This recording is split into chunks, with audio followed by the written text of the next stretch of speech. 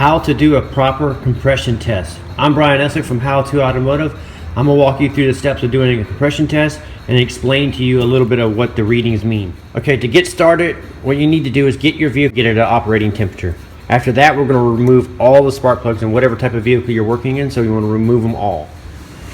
So on this vehicle, I'm just going to use a standard compression tester. This one's made by OTC. The model number is 506. I have this available on my website at howtoautomotive.com on the tools and product page.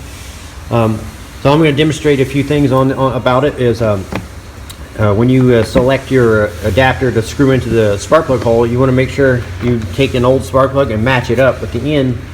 And as you can see, some of them are short and some of them are long. If you screw a long one into a short one that's designed to have a short spark plug in it, the piston can come up and hit the end of the tool and flare it, and you won't be able to get the tool out. You have to remove the cylinder head to get the tool out of it. So it's very important that you take a quick look and make sure you want to choose your proper adapter, and then you want to screw it into cylinder number 1. And when you test these, you're going to test them in order. So you're going to go 1, 2, 3. So when you document everything, you know what cylinder is performing what. And in this case, it's inline, so it's pretty simple with all the cylinders in a row. But if you have a V6 or V8, you'll have to look up the firing order and test it in the firing order. So on the OTC, it just has a quick connect. You would connect it to the adapter that you screwed into the cylinder head. And that's it. That's all you need tool-wise. The next thing you need to do is you need to have your throttle. It needs to be wide open throttle when you're actually doing the test, performing the test. You need your ignition switch disabled.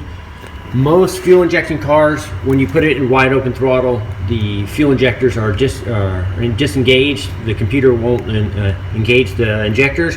But on some models, like this older one here, the fuel injectors still may be engaged, so you may have to pull a fuse or something like that to disable the fuel injection system.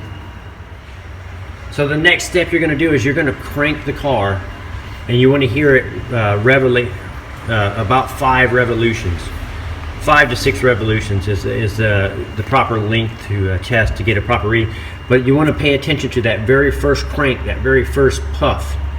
So in this case, the specs on this car is about 140 to 155-ish on the compression. So on that first puff, you want to see it pretty high, as close as you can to the specs.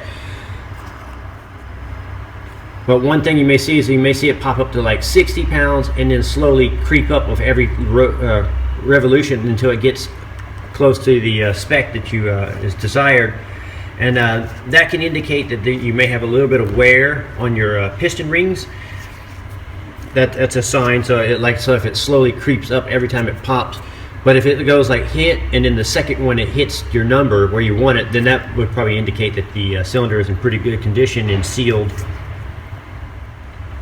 Another condition you may see is the needle when it'll crank to the one position, and say if it's low and it stays in that one position, it refuses to climb up to the proper compression.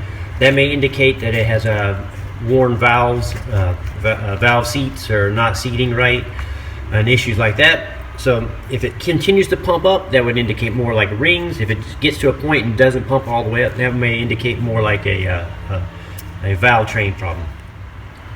Also, if you have, like, say, cylinder number 2 on this car is 0 compression or really low compression, and cylinder number 3 right next to it is at 0 to no compression, these 2 cylinders being very low and then the rest of them high, they may indicate something like a head gasket problem or something like that, where the compression is basically pumping from cylinder to cylinder, not filling up. So with that being said, you're going to start with cylinder number 1 and work your way down to all the cylinders and recording them in order.